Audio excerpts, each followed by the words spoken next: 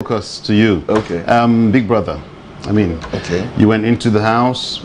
Some people felt, what is Adawolo doing in Big Brother now? What's, you know, I mean, the episode, or rather the season before yours, we saw a couple of people whom we felt, what is this one doing there again?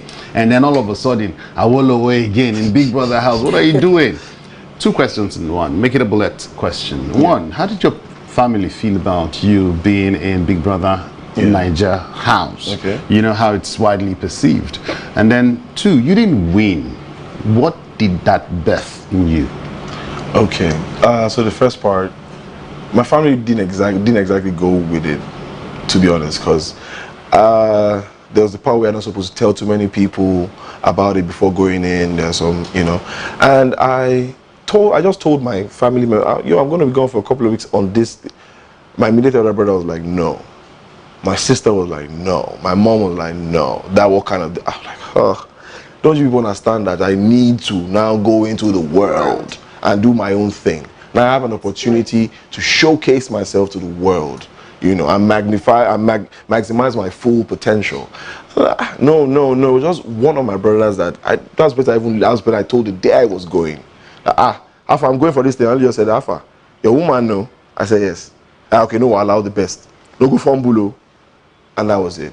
But apart from when I got out of the house, I had the rest of my family were not exactly up for it until they saw who I was. That okay.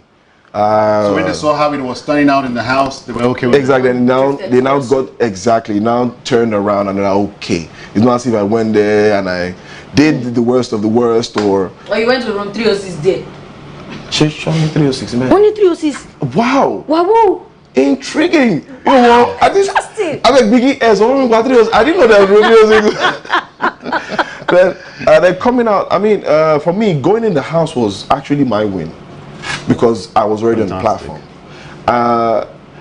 Big Brother, for me, Big Brother chose me because he already saw the prize money in me. I had the ability to generate that prize money. That's why he brought me forth to the platform. And I would like to believe while I was there, I generated that kind of revenue for Big Brother during that time, and I'm grateful that at least I got to pay at least the money exchange one way. Well, I still got to pay him back one way for that. And since I've come out of the house, I mean, everybody's wins are different. You take your wins differently. The way I take my win is how I'm using mine till date, and hopefully it's still going to work for me. Time memorial, I'll keep going with that from now till whenever. I'll still be on my game. Winning is for. Like I said, the minute I walked through the door, that was the win for me. And I think I said it to them in the house. I see, for the fact that we got here, we were already winners. It's just a matter of how we turn our winnings around when we get out of the house. And I must say, I'm proud of a number of my fellow housemates, and the new ones as well, as they are also, you know, multiplying their wins from that day. Why did it take you so long to break away from that bash that you were receiving from you know who? Break away. Oh, yes. You know, you see. Some of us felt, this guy, you are slacking. What's happening? You were taking in too much. Didn't you feel that way at some time? You were taking in too much from her. You see. All right, so I know Big Brother launched you to prominence even after many brands deals. Speaking about Big Brother Nigeria, since my colleague is already there, you know, decorating stars and big names over the years. So there's another session coming up now. So how do you think that the contestants should exploit the platform beyond making name and fame for themselves? Know what you want to do before you go into the house, so that when you come out, you are just not left hanging. Have a plan. Fame is not everything in this life. Fame without the proper plan or security is downhill. It's literally downhill. You can be. Before I went into the house, I can say I had a little bit of fame because I was on billboards and all those things, but there was no money in my pocket. Imagine driving to a filling station. Is that the guy from that toothpaste? And everybody, toothpaste. And I can't even start saying I want to be giving everybody. I cannot give away because they don't even know that one self is not even the one on billboard was even still changed that they paid me for that one. You know, so fame without how to utilize it or a proper opportunity, there's no point. If you go into the house or the premise that I just want to be this kind of person, so that no, have a plan. Do you think people come into the house with a script? I would think so. Okay, why do you say so? Because sometimes when we now come out the house, you now suddenly see another side of them that you'll be like, wow, why wasn't this you back in the house? I mean, I came out there like I said to Diane, if this was you inside the house, Mercy wouldn't have stood a chance, because you'd have given her all thoughts. Because she's a very confident woman, but in the house she looked as if she was timid. Yeah, but when I'm like, yeah, but then I said outside there, I'm like, okay, hey. But do you think it's not part of the characters that you were handed? Like, were you actually told how to act? I think I've been myself all through and through. Okay. Through the house, this is exactly as who I am. I'm playful when I'm playful. I'm serious when I'm serious. I'm a critical thinker at times. I like looking for solutions. I love puzzles. That's me. Okay. I can't speak on behalf of everybody else, but I'm sure that maybe that's why they saw something in me. Because when we went for the auditions, the people that auditioned, I'm sure, are seasoned professionals, and they knew what they were looking for. Because their questions were, there was no stuttering for the question. They asked the question. Once they hear the answer, you get the next question. It was very, very, concise. Exactly. So they knew what they were looking for, and they went for it. Where are you with Tasha now? With her, I would like to think we're friends, but we don't just talk as often as people would think. I'm not even gonna lie, we hardly ever talk. Well, you know, that question I asked you, you know, answer. Which one? Why you slack? Why I slack? Say, because man, they bash you badly, and we expected you to, bro. You really liked her, didn't you? Let's not put it as I really liked her, right? You know, when you see a person that you've at that point in time. Thank you. I saw a side that I felt needed a friend. A song because from what I saw, I thought she was the kind of person that had been betrayed by a lot of friends, and all she just needed to do was have a good friend.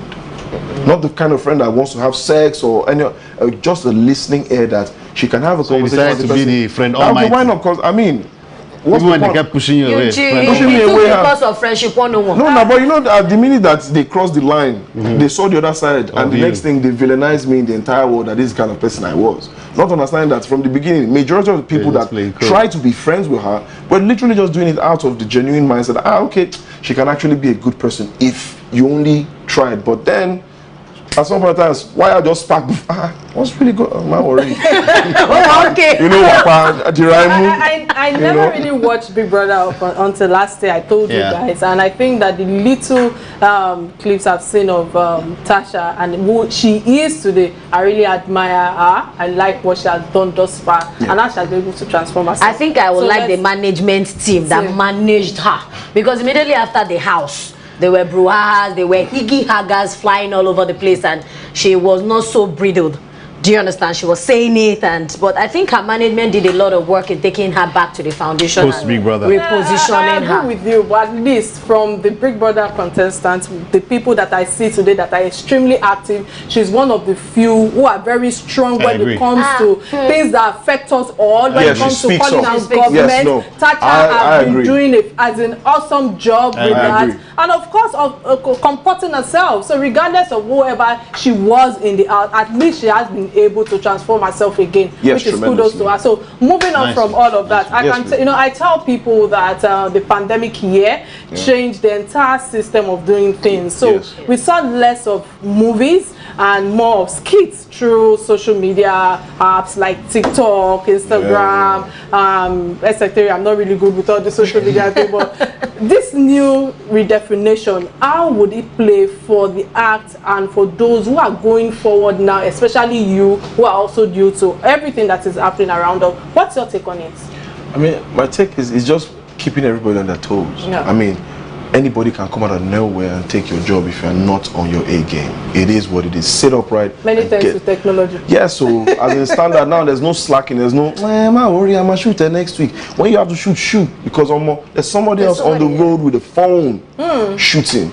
You have huge cameras and all lights and all that. There's some people that are just, the average phone that's used, the clarity is still, they are still trying to put something out there because they know what they can attain.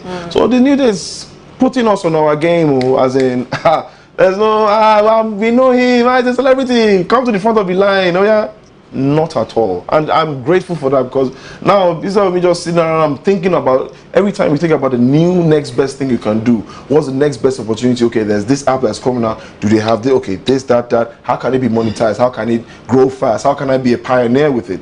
Those are the kind of conversations that are beginning to spring up now. And it's a really good thing, because I mean, it's in its own way to help generate more funds into the industry, one way or the other. All right, you know, listening to you, and I'm hearing how we can catch up with technology and how we all should use the tool as an advantage tool for everything that we are doing, especially when it comes to the creative art industry, having a voice. There is a culture in the art industry, and I believe that the players in the industry can actually speak loud enough for the world to hear. Yes. And we've seen a lot of that during the pandemic. So my question is, how do you think the power and the voice of the players in the industry can be used to rectify our platform, our problems and all the challenges that we're having in Nigeria today, knowing that there's a new court of law now, and that's social media. Keyboard warriors. What's your take on it quickly? Keyboard warriors. Oh my God! Wow. First things first, I'll say the key players in the industry, the entertainment industry, they first need to truly have a unified voice or a unified forum or something, because sometimes you hear there's this association that has this association and that has this association. It doesn't seem that there's unison to start with. Yeah. So you see two people in the same association going after each other publicly. You know, it's like there's no code of conduct within some of it. It's as if a lot of they allow emotion take over, take the best. And when you're emotional about a particular thing, you can't exactly be rational. And they tend to allow emotion begin to cloud their judgments. And I think that's one thing they should actually try to manage.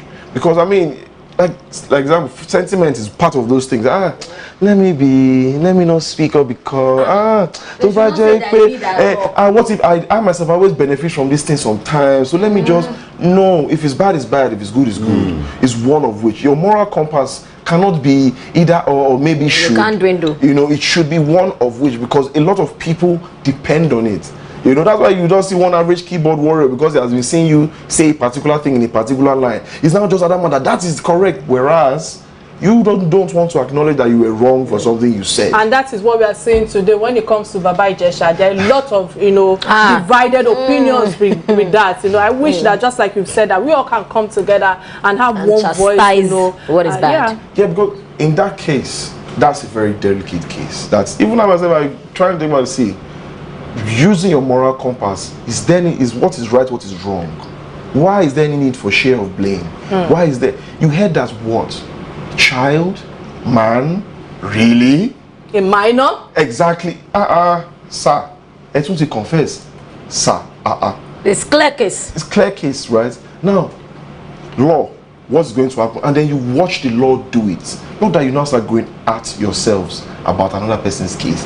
Then you go against the channels, the judicial system, and let us see you prosecute. These are the evidences that have been entered. Now prosecute according to what you have. So that I can curb other people from doing the same thing. Exactly. Shine the light on that process. All right. All right. But many thanks for that. It's been awesome having you in the studio. Even though I wish, I'm calling you out, I wish you came in earlier, but I forgave you. I forgive you right now. The guy was caught in Lagos web.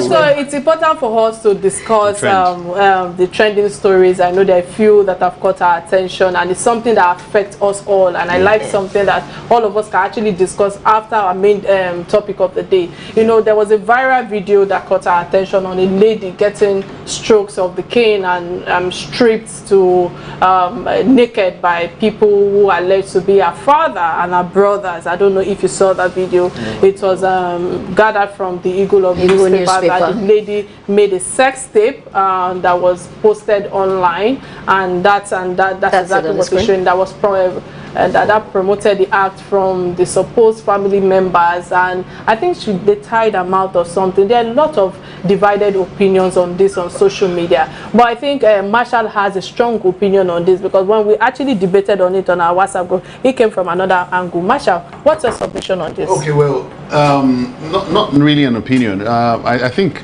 I was just trying to make clarity. The story is making the rounds, because it was pushed out as father and brother, father and son beating their daughter, and like you just said. But I said no. Okay, so there have been series of voice notes that have been released by this same girl, and then other people who knew her saying, look, she was sex worker in Libya, and for her employers who had, the case was she was sent out one night and then came out without funds, and she was asked why, and she said she was with her boyfriend and that's why she didn't make money.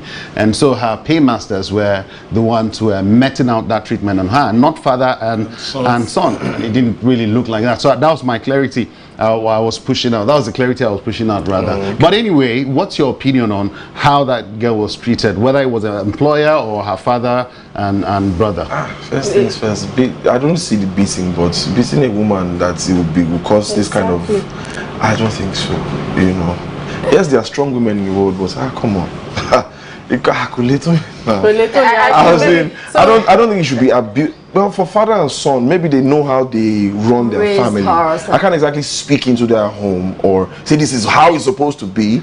Maybe they might have had a strict disciplinary system. But even as a father and son, is it appropriate for you to strip anybody naked? No. Under the guise of discipline? No, not at all. That is the part that I do not. I don't we don't have enough time on our hand. So let's quickly take this last story, which is the release of the 27 students of the Federal College of Forestry and Mechanization in Kaduna. That's 56. After 56 days of adoption, the bandits demanded for 500 million naira for their release, and meanwhile the students of Greenfield University are yet to be released. And you know, there are a lot of things that is ongoing. I know one was actually released, I think yesterday or 2 days ago. I was told that the parent actually paid them. You know, what's your take on it quickly, because we really don't I mean, it's appalling. It's right now it's really terrible that we have to live with this much fear in our own country. Exactly. We are being extorted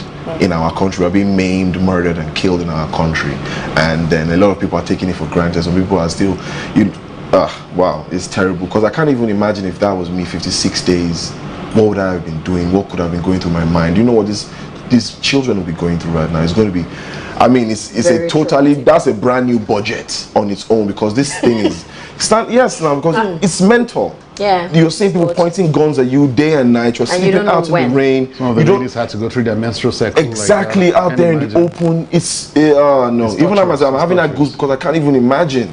No, because I can imagine Grandpa gone where he is now. Looking at it like, because he will feel like, it's not what I left. Yes, as in it does not add up. Everything your father had said many years ago is coming to pass today, and I think, you know, because we don't have enough time, I hope that the government are listening to. I question our government in terms of security. They have made a mess of this nation. We have, you know, we keep negotiating with bandits and the insurgents, and the bandits now requesting for 500 million naira. I was told that maybe about 100 million naira was given. I don't know how true that is. You know, I just want to hold our government accountable, and the people who they constantly hold ransom with all of it. It's a shame. It's a big shame that we are in this country. It's another sector that some few people have decided to make money from it. And my final submission to the government is that, who are they? Who are the people they are deceiving? That they don't have a hand in our insecurity challenges today. I'm asking in pain now. Are we really saying that the small number of bandits in the bushes are more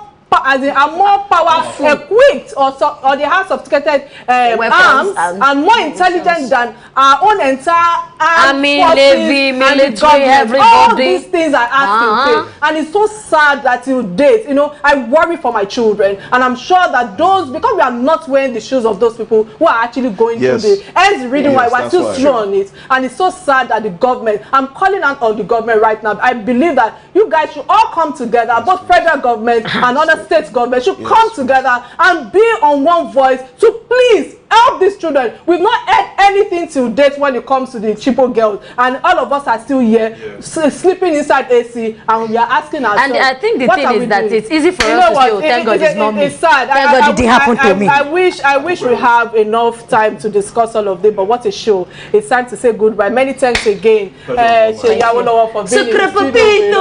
But I had a sweet time with my co-host, and of course, you know, having you in the studio today. There's another thing I didn't want people. It was another thing for me to be sitting next to you in the and I'm looking for with